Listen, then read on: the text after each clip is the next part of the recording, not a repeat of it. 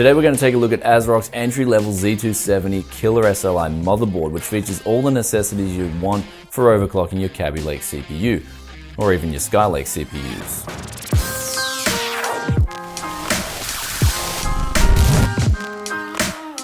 Welcome back to Tech City. This is Brian coming to you guys today with the day one review of Asrock's new lineup of Z270 motherboards, and this is their starter Mobo, the killer that honestly packs a lot more punch than I thought it would. With a 10-phase VRM that, looking closely at the Mosfets, it features Nikko's PZ0903BK high side and Nikko's PK618BA low side Mosfets. There are Asrock traditional chokes which are rated at 20 amps, and the board features 12K solid state capacitors all around. It also features a fresh and new updated looking BIOS which has two modes, easy and advanced, with all the options you'd want for overclocking your 1151 socketed CPU. There are also 6 different profiles, the ability to update your BIOS via a pre-routed internet connection, and the fantastic fan tuner which enables you to control PWM fans at varying temperatures and speeds. Also, after running the 7600K I have here at 4.6 GHz for over 5 hours, the temperatures of the Mosfet heatsink stayed under 40 degrees Celsius in a 30 degree ambient environment. And I also managed to get this motherboard to overclock all 4 cores at 4.9 GHz stable at 1.39 volt for a boot and Cinebench run. Pretty impressive, though I did manage to score a 5 GHz overclock on the Extreme 4 and even managed to get that to boot to 5.1 GHz. Also, I didn't want to do too much testing on these voltages and temperatures as it was a lone CPU, and that is no way to treat lone goods.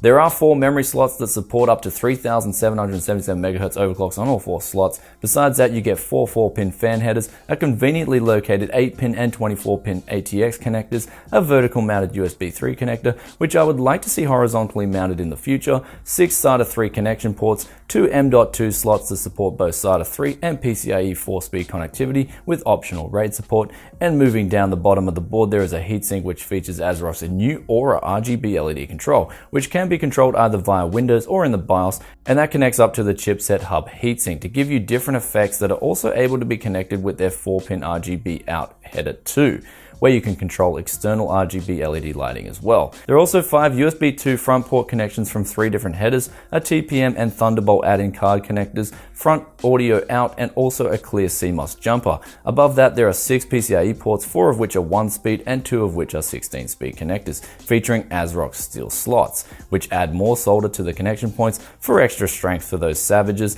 that don't like to screw off their graphics cards.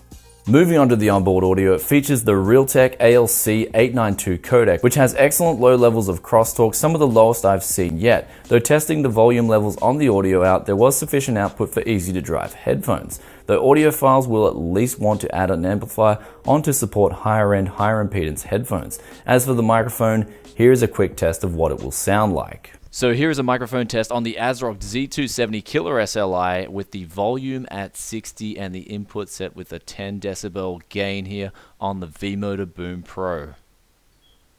Looking at the rear input output, you have HDMI and DVI outs, PS2, 4 USB 3, a USB 3.1A and USB 3.1C inputs. The audio has support for analog 5.1, optical out for 7.1, and then just above that there is an Intel i219V NIC.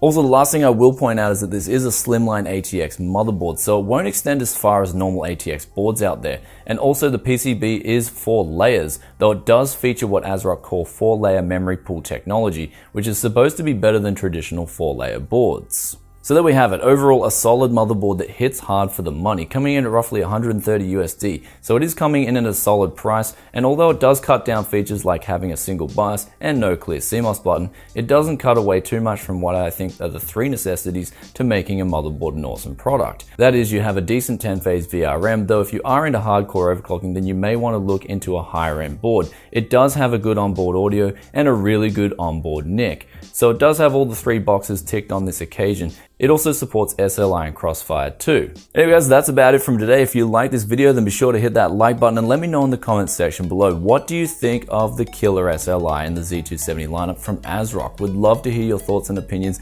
As always, I personally love the look of that BIOS. I thought it was a real good look. I'd like to see them copy that to all their other BIOSes. But anyway guys, I'll catch you in another tech video very soon. Peace out for now. Bye.